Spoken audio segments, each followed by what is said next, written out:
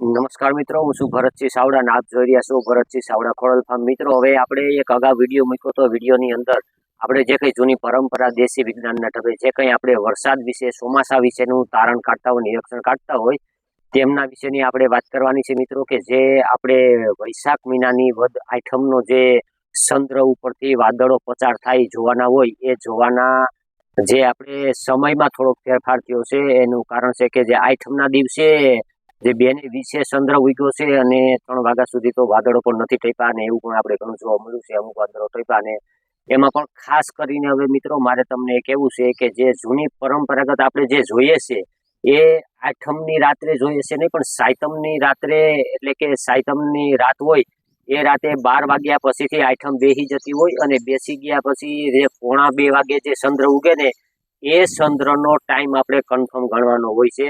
અને ચંદ્ર ઉપરથી કેટલાક વાદળો પસાર થતા હોય, અને ચંદ્ર કેટલો વાદળોની અંદરથી ઉગે, ઘોડો ઉગતો હોય, પણ ચંદ્ર થોડો ઘણો દેખાતો હોય, આમ નહીં એવો પ્રકાશ ખાલી પડતો હોય, ચંદ્ર દેખાણો ન હોય, વાદળોમાં ઉગતો હોય, એવા પણ પ્રશ્નો જોવા મળતા હોય.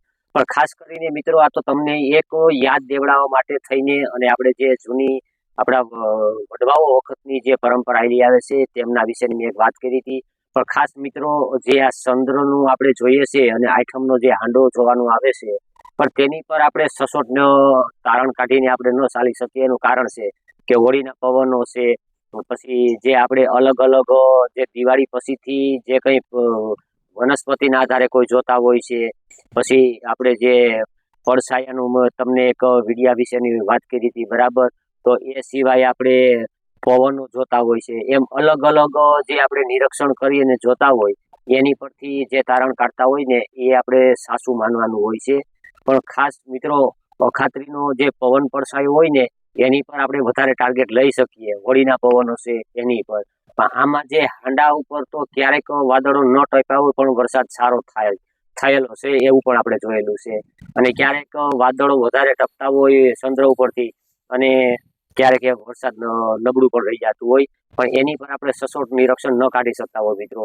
તો ઘણા મિત્રોની કોમેન્ટ હતી કે ત્યારે તો ચંદ્રમાં કાંઈ એવા વાદળો ટપ્યા નથી અને ચંદ્ર મોડો ઉગ્યો છે, ચંદ્રમાં આવી પરિસ્થિતિ રહી છે. પણ ખાસ મિત્રો, મારે તમને એ માટે થઈને જે કાંઈ સંદેશ આપવાનો હતો કે જે જૂની કઈ પરંપરા છે એ આપણે જાળવી રાખીએ, અને તમને બધાને યાદ રહીએ. અને તમે બધા જે આપણે કઈ જૂની અલગ અલગ પદ્ધતિઓથી આપણે જે કંઈ તારણ કાઢતા હોય એ ખાસ કરીને આપણે જોઈ શકીએ ને, એવા હેતુથી તમારા સુધી માહિતી પુગાડવાની કોશિશ કરી. પણ મિત્રો, હવે આપણે જે ચંદ્રને જોવાનો જે ટાર્ગેટ લેવાનો હોય ને એ આપણે સાતમના દિવસે રાત્રે જોવાનું, જાગવાનું. એટલે આઠમ 12 વાગ્યા પછી બેસી જતી હોય, અને એ સમયે તમે જોઈ શકો મિત્રો, કોઈ પણ જે આ દેશી વિજ્ઞાનના ઢબે કોઈ જોતા હોય. બાકી તો જે કુદરતને આધારે જે કંઈ બધી વસ્તુ હોય થતી હોય છે, આપણે તો એક કોઈ પણ આવા તારણો કાઢી અને અનુમાન લગાવતા હોય છે. બાકી કુદરતથી મોટું કોઈ છે નહીં. એટલે આપણે જે કંઈ આ જે જૂની પરંપરાથી આપણે જોતા આવીએ છીએ એ વસ્તુ કાયમને માટે યાદ રહી, અને યુવા પેઢીને આ બધી જાણકારી મળે, એવા હેતુથી આપણે વિડીયો બનાવવાનો હોય છે મિત્રો.